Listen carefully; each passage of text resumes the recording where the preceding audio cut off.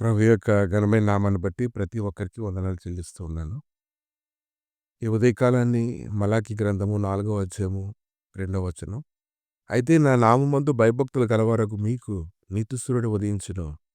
అతని రెక్కల ఆరోగ్యం కలుగు చేయును. కనుక మీరు బయలుదేరి క్రొవ్విన చోట్ల గంతులు వేయునట్లు గంతులు వేయుదురు. తన ప్రజల ఎడల దయ చూపించడానికి ఆయనంత శక్తిమంతుడై ఉన్నాడు. తన ప్రజల యొక్క శత్రువుల పట్ల ఆయనంత క్రూరుడుగా ఉంటాడు. ఒక దినం అనేది ఏర్పాటు చేయబడింది. ఆ దినం వచ్చినప్పుడు, నియమింపబడిన దినం వచ్చినప్పుడు అది కొలుము కాలినట్లుగా అది కాలుతుంది. గర్విష్ఠులందరూ, దుర్మార్గులందరూ కొయ్య కాలువలే ఉంటారు.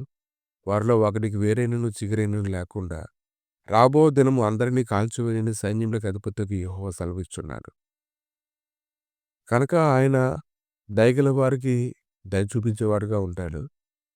కఠినులకి చాలా వికటంగా ఉంటాడు.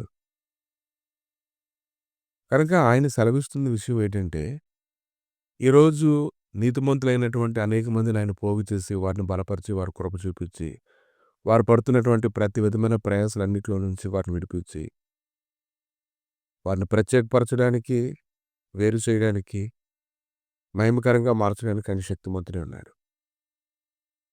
కనుక ఎంతోమంది భూమి మీద ఎన్నో రకాలైనటువంటి పోరాటాలు చేస్తూ ఉన్నారు. ఆయన నామం నిమిత్తము పరుగులెడుతూ ఉన్నప్పుడు, ఎన్నో రకాలైన శ్రమలు కలుగుతూ ఉన్నప్పుడు, అటువంటి వారికి ఆటంకం కలిగించినటువంటి అందరి పట్ల దేవుడు ఇలా చేయడానికి శక్తిమంతుడై ఉన్నాడు.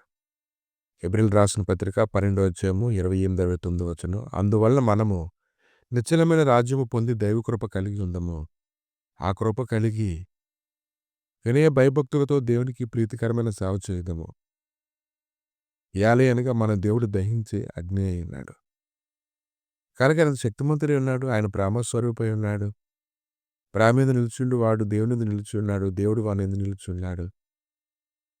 కానీ ప్రభు అయితే చెప్తూ ఉన్నారు. యెహెజ్కేలు గ్రంథము 33వ అధ్యాయము 11వ వచనం. నా జీవము తోడు దుర్మార్గుడు తన దుర్మార్గతను మరలి బ్రతుకుట వల్ల నాకు సంతోషం కలుగును. కాబట్టి మనసు త్రిప్పుకోండి. మీ దుర్మార్గత నుండి మరలి మనసు త్రిప్పుకోండి. మీరెందుకు మరణం నొందుదురు? కనుక ఆయన గొప్పవాడు. ఆయన శక్తిమంతుడు. ప్రతి ఒక్కరికి కూడా న్యాయం చేయవాడు. ఆయన కనికరించేవాడు. కనుక ఆయనకు లోబడి నడుచుకోవడం ద్వారా, భయభక్తులు కలిగి ఉండడం ద్వారా నీతిసూర్యుడు ఉదయిస్తాడు. అతని రెక్కల ఆరోగ్యం కలుగజేస్తాయి. ఆయన వెలుగై ఉన్నాడు. అది మనం గుర్తుంచుకోగలగాలి.